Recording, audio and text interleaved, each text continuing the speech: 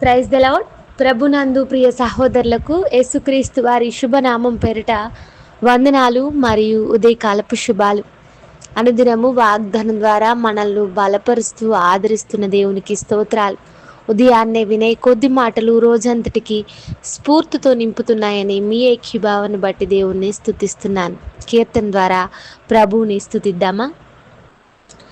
లోకమే నాలుగు దినముల నటనే, లోకమే నాలుగు దినముల నటనే, నికరముగా దేవరికి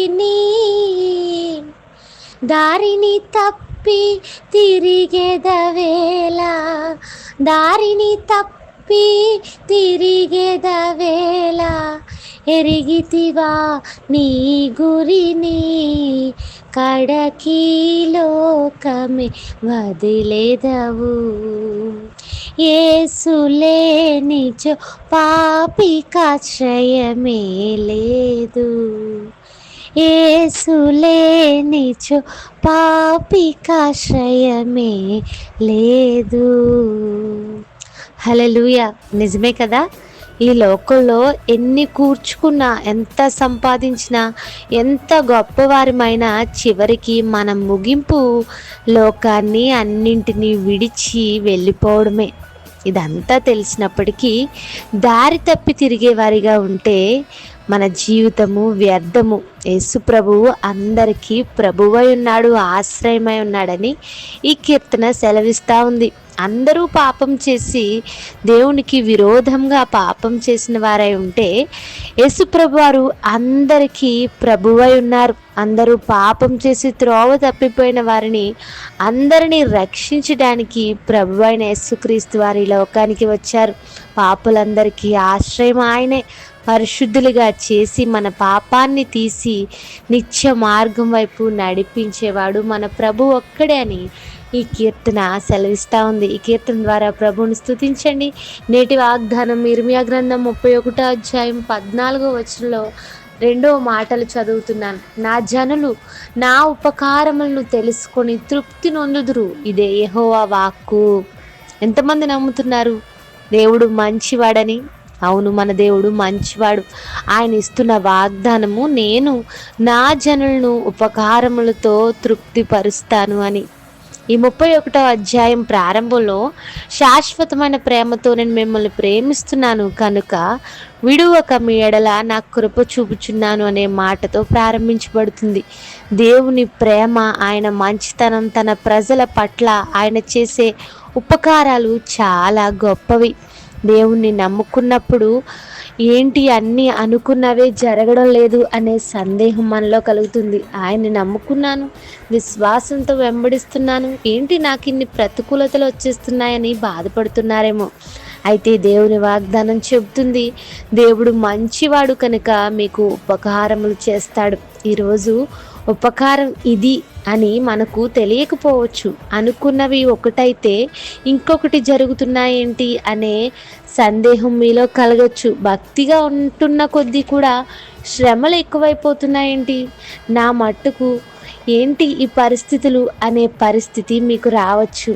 అయితే నేను నా సాక్ష్యంగా చెప్పగలను, దేవుడు ఉపకారములు చేయగలడు.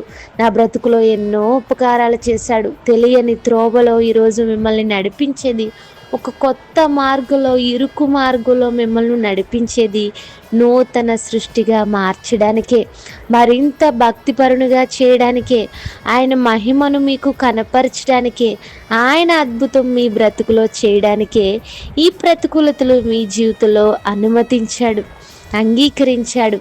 నమ్మినట్లయితే దేవునికి స్తోత్రం చెప్పండి. హల్లెలూయా. మనము అడిగే వాటికంటే మన ప్రభు మన కొరకు దాచి ఉంచిన మేలు ఎంతో గొప్పదని బైబిల్ చెప్తుంది.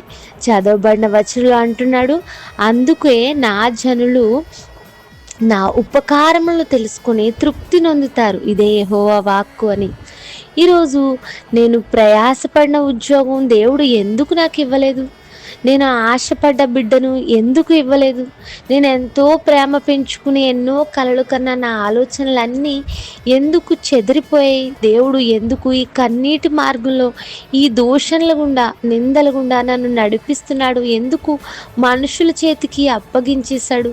నేను తలచినది ఎందుకు నెరవేరడం లేదు అనే సందిగ్ధంలో, సందేహంలో, ప్రలోభంలో ఉన్నావేమో ప్రియ విశ్వాసి. నీ దేవుడు నీకు ఉపకారం చేసేవాడు. ఆయన నీకు ఉపకారం చేయడానికే ఈ వైఫల్యంలో, ఈ దుఃఖంలో, ఈ ఆటంకంలో నిన్ను పడవేశాడు. ఈ ప్రతికూలతల్లో నిన్ను నడిపిస్తున్నాడు. ఆయన నీకు ఉపకారం చేశాడని తెలుసుకుని తృప్తి చెందే రోజు రానుంది. ఆమేన్. ఇది ఉపకారమని యెహోవా వాక్కు సెలవిస్తుందని వాగ్దానం సెలవిస్తూ ఉంది. దేవుని ఉపకారాలు ఇంతవరకు ఎన్నో పొందుకుని ఉన్నారు కదా. ఒకసారి ఆలోచన చేయండి. ఆ రోజు కీడు అని తలచింది ఈరోజు ఉపకారంగా దేవుడు మార్చాడు. ఆ ఉపకారంతో మిమ్మల్ని తృప్తి చెందిస్తున్నాడు. దేవుణ్ణి స్తుతించండి. అట్టి ఉపకారములను తలంచి ఆయన్ను మహిమపరచండి. ఈరోజున్న ప్రతికూలతలన్నీ రానున్న రోజుల్లో దేవుడు ఉపకారముగా గుర్తింప చేస్తాడు. ఆ ఉపకారాలు తలచి మీరు తృప్తి చెందేవారిగా మీరును, మీ కుటుంబాలు, మీ బిడ్డలు అట్టి తృప్తిని అనుభవించేవారిగా దేవుడు చేస్తాడు. ఈరోజంతా ఈ వాగ్దానం ఆధారంగా ప్రార్థించండి. ప్రార్థన. నమ్మకం గల మా తండ్రి, మాతో మాట్లాడిన మాటలు బట్టి స్తోత్రాలు. మాకు ఆశ్రయమైన దేవుడు, మా పాపాలను విడిపించి పరిశుద్ధులుగా చేసిన దేవుడు, మా బ్రతుకులో ఎన్నో ఉపకారాలు నేటి వరకు చేసిన వాడవని మాకు జ్ఞాపకం చేసినందుకు స్తోత్రాలు చెల్లిస్తున్నాం. ఈరోజు మేము ఇబ్బందుల్లో, ఈ ప్రతికూలతల్లో, ఇరుకుల్లో ఉండొచ్చు, కానీ ఒకనాడు ఉపకారం వైపు, తృప్తి వైపు మమ్మల్ని నడిపిస్తావని, నీ జనులమైన మేము నీ ఉపకారముల చేత తృప్తి పొందుతామని నీ వాక్యం ద్వారా బలపరిచినందుకు స్తోత్రాలు. ఈ వాగ్దానంతో ఏకీపిస్తున్న వారి జీవితాల్లో నీ కార్యాలు జరిగించండి. నీ విశ్వాసమును బలపరచండి. ఈ వాగ్దానం వారి బ్రతుకుల్లో నెరవేర్చమని అడుగుచు యేసుక్రీస్తు వారి నామములో అడుగుచున్నాను తండ్రి. Amen. Have a nice day. God bless you all. Me as me well. Thank you.